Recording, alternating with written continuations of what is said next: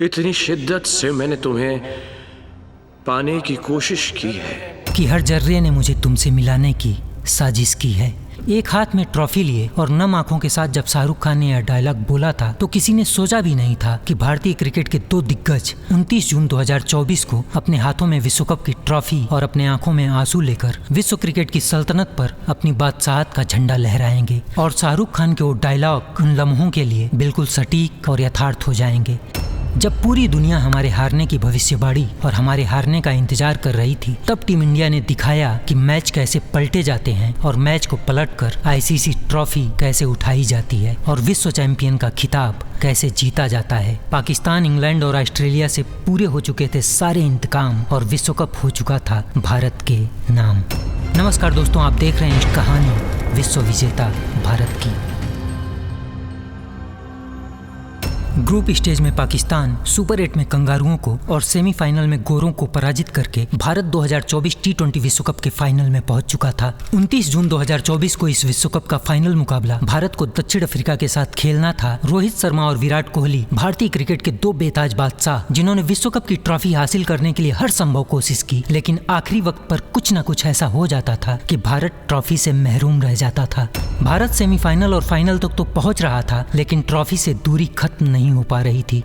80 के दशक के लोगों के पास 1983 का विश्व कप और उनके कपिल की कहानी थी। जिन लोगों ने माही को प्यार किया, उनके पास 2007 का टी20 वर्ल्ड कप और 2011 का ओडीआई वर्ल्ड कप और उनके महेंद्र सिंह धोनी की ढेर सारी कहानियां थी। लेकिन जिन बच्चों ने रोहित और विराट में अपने लीजेंड्स देखे, उनके पास कोई कहानी नहीं थी, क्योंकि उनके रोहित और विराट के हाथ विश्व कप से खाली थे और उन बच्चों ने रोहित और विराट के हाथों में ट्रॉफी की जगह उनकी आंखों में आंसू देखे थे।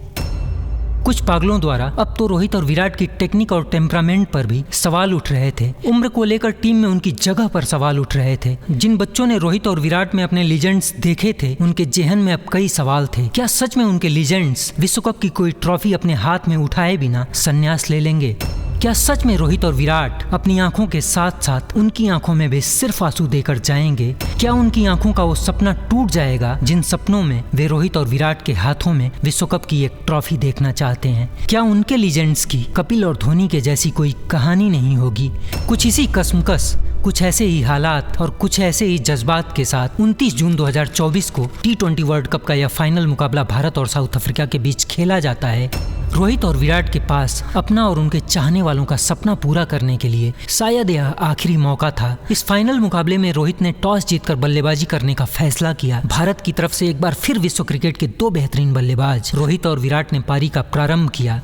गेंद मार्को यानसन के हाथ में थी और विराट ने यानसन के पहले ही ओवर में 3 चौके लगाकर भारत को एक अच्छी शुरुआत दे दी। भारत ने यानसन के पहले ही ओवर में 15 रनों की लूट मचा दी। अपने तेज गेंदबाज की ये हालत देखकर साउथ अफ्रीका के कप्तान एडम मार्क्रम ने गेंद अब अपने स्पिन आक्रमण के हवाले कर दी। दूसरा ओवर लेकर केशव महाराज आ चुके थे और केशव महाराज की पहली 2 गेंदों पर रोहित ने 2 चौके लगाकर अपना इरादा जाहिर ही किया था कि केशव महाराज की चौथी गेंद पर स्वीप करके रोहित ने 4 रन और बटोरने की कोशिश की, लेकिन स्क्वायर लेग पर खड़े क्लासेन ने एक शानदार कैच पकड़कर भारतीय दर्शकों को चुप करवा दिया।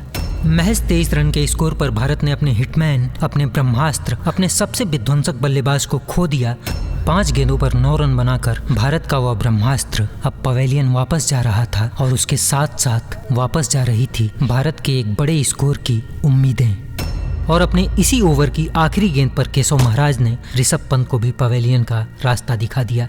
2 ओवर की समाप्ति पर महज 23 रन के स्कोर पर भारत अपने 2 विकेट खो चुका था। अब भारत की उम्मीदों का भार विराट कोहली और सूर्या के कंधों पर आ चुका था। भारत अभी सिर्फ 34 रनों तक पहुंचा था कि 5वां ओवर लेकर आए रबाडा ने सूर्या का विकेट लेकर भारत की रही सही उम्मीदों को भी खत्म कर दिया। भारत का सूर्य अब इस मैच में अस्त हो चुका था। इससे बड़ा दर्द भारत के लिए और क्या हो सकता था। 5 ओवर की समाप्ति पर महज 39 रन के टोटल स्कोर पर भारत रोहित पंत और सूर्या का विकेट गंवा चुका था। वक्त एक बार फिर से हमको लगभग 8 महीने पीछे घसीटने की कोशिश करता है। 19 नवंबर 2023 विश्व कप के फाइनल का वह मंजर एक बार फिर से संपूर्ण भारत की आंखों में तैरने लगता है।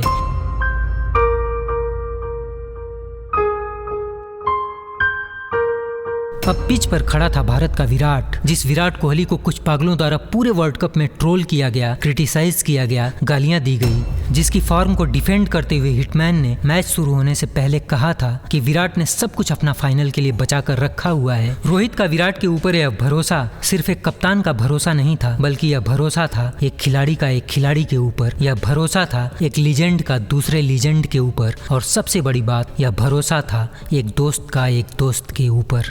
रोहित के उस भरोसे का भार अब विराट कोहली के कंधों पर था, और यही कारण था कि 3 बल्लेबाजों के वापस जाने के बाद विराट ने सिंगल और डबल के साथ जाना उचित समझा।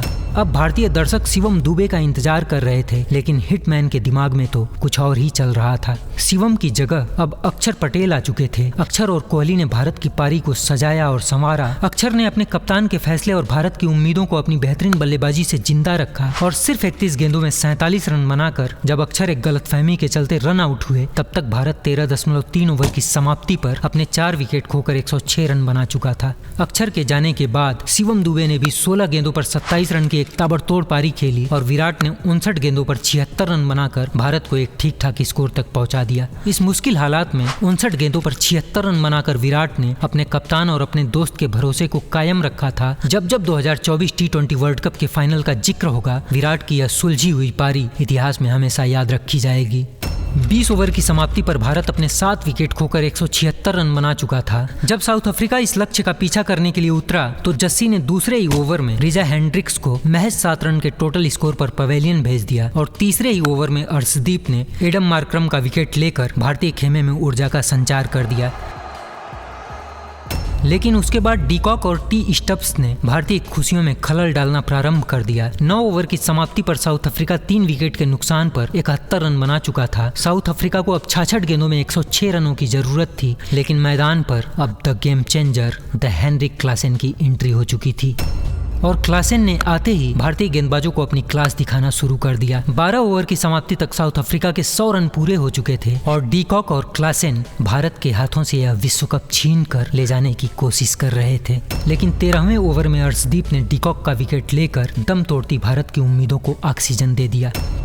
डीकॉक के जाने के बाद भारत की मुश्किलों को और मुश्किल करने के लिए मिलर द किलर की एंट्री हो चुकी थी, और इन दोनों बल्लेबाजों के रहते साउथ अफ्रीका के हाथों से यह मैच छीन पाना भारत के लिए अब खारे समंदर से मीठा पानी निकालने के बराबर था। 14वें ओवर की समाप्ति तक साउथ अफ्रीका महज 4 विकेट खोकर 123 रन बना चुका था। अब साउथ अफ्रीका को जीत के लिए 36 गेंदों में सिर्फ 54 रनों की जरूरत थी, और 15वां ओवर लेकर आए अक्षर पटेल को क्लासेन ने 24 रन कूट डाले। पूरे विश्व कप में भारत के हीरो रहे अक्षर पटेल को क्लासेन ने अचानक भारत का विलेन बना दिया था।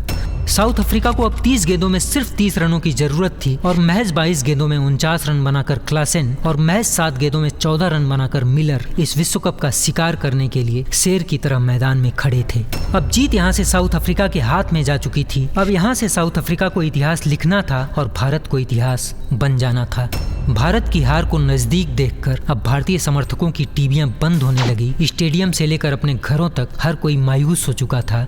संपूर्ण भारत विरोधियों की अभिलाषाएं अब भारत को इस विश्व कप में हारते हुए देखने के लिए व्याकुल होने लगी, जिसमें पाकिस्तान और बांग्लादेश घनघोर रूप से शामिल थे। लोग साउथ अफ्रीका को हम सपोर्ट कर रहे थे इंडिया की जीत थे, तो ज्यादातर लोग जो इस टाइम यहाँ पे लोग मौजूद हैं वो अभी लास्ट 2 गेंदों पे भी यही कह रहे हैं साउथ अफ्रीका जीतेगा। ये भाई इंडिया को सपोर्ट कर रहे हैं, शायद ये इंडिया से आए हैं। आपको इंडिया से कोई खास इख्तिलाफात हैं? मैं इंडिया के बहुत खिलाफ हूँ। क्या वजह है?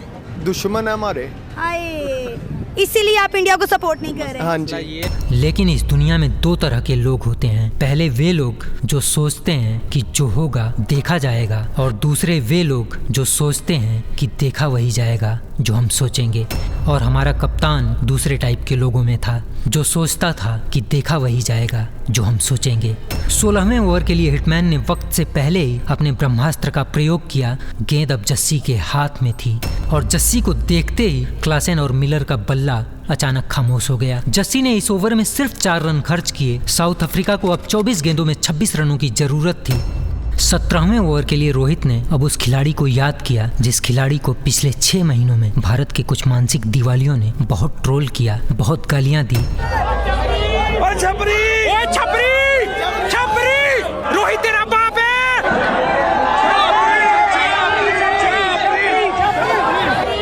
छपरी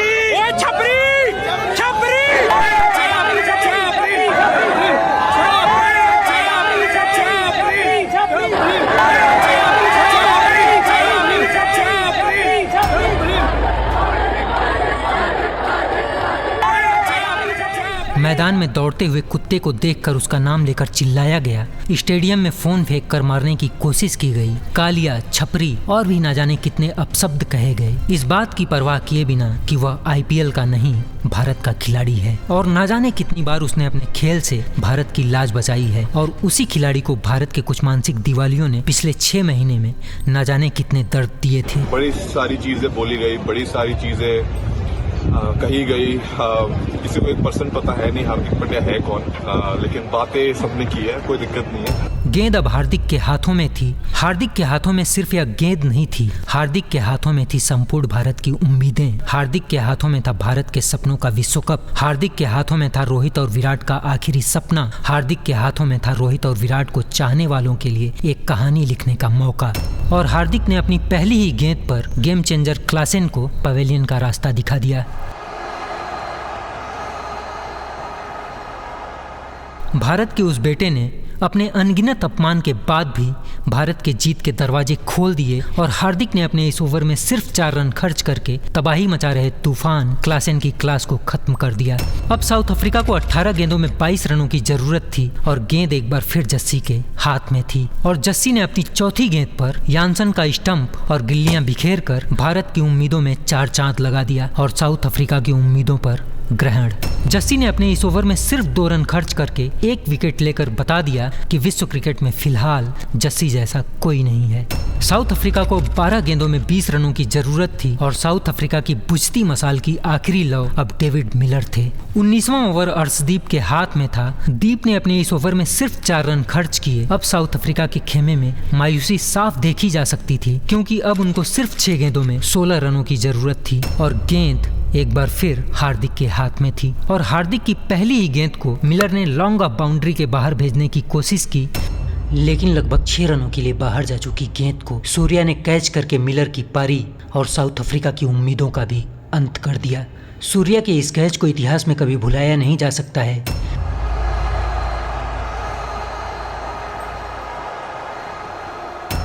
सूर्या ने कैच नहीं बल्कि पूरा मैच पकड़ लिया था। सूर्या ने 140 करोड़ देशवासियों की मिट्टी में जाती हुई उम्मीदों को अपने हाथों में थाम लिया था और सच कहा जाए तो सूर्या ने भारत के हाथों से फिसल चुके विश्व कप को पकड़ लिया था।